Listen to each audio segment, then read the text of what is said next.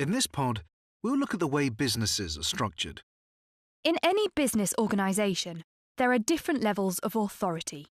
This is known as hierarchy. The structure of a business can be shown in an organisational chart. This clearly displays the organisation's hierarchy and how each staff member fits into the overall structure of the business. At the top are the business owners and leaders, the people with the most power and responsibility. Orders flow downwards through managers and supervisors to subordinates. Subordinates are also known as operatives. They have the responsibility of carrying out tasks set by managers and are accountable to others further up the hierarchy. Pay is usually highest at the top because this is where major decisions are made and ultimate responsibility for the business's success lies. Further down, managers have the authority to make decisions and to assign tasks to their subordinates. Remember, authority means power, or the right to make decisions and give instructions. An organisational chart makes it very easy to see each person's role and responsibilities, and the relationships between staff members. It ensures that everyone knows who they are accountable to, or who they have responsibility for. Subordinates are directly accountable to their supervisors and managers, and must follow any instructions they're given. Supervisors and managers may be accountable to more senior managers, directors, or the company's owners. In any business, good communication is vital, and the correct chain of command must be followed. This means that orders are given down the hierarchy, from manager to subordinate, via the correct line of management. For example, if a business owner wanted to launch a new marketing campaign, she would speak to the marketing director. The marketing director would communicate this to the marketing supervisors, who would then instruct their teams of workers to carry out the plan. The routes by which instructions or messages are passed down through a business are known as communication pathways.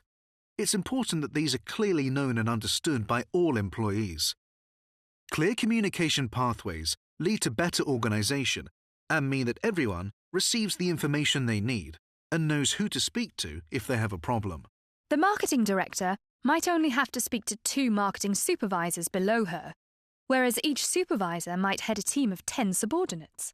This illustrates a difference in span of control. A person's span of control refers to how many subordinates report directly to them. The director has a span of control of 2, whilst each supervisor has a span of control of 10. Being one of 10 rather than 2 subordinates may allow for more freedom and flexibility, and therefore lead to higher levels of motivation. On the other hand, it's much more difficult for a manager to oversee the work of 10 staff rather than 2, and communication may become more difficult. When managers entrust their subordinates to make decisions or to carry out tasks independently, this is called delegation.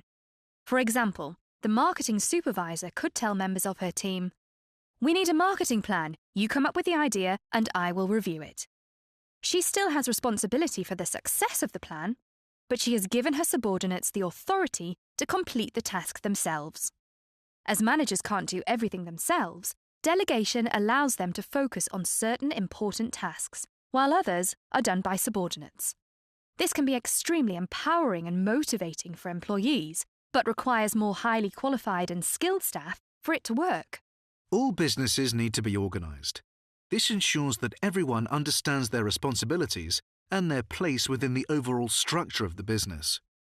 Smaller businesses will, of course, have fewer employees, and perhaps won't have different departments or teams for all functions, but it's still very important that everyone's clear on their roles and responsibilities.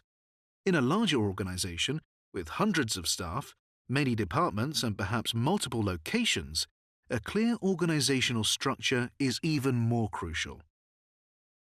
An organisational chart helps everyone to clearly understand their role and improves efficiency.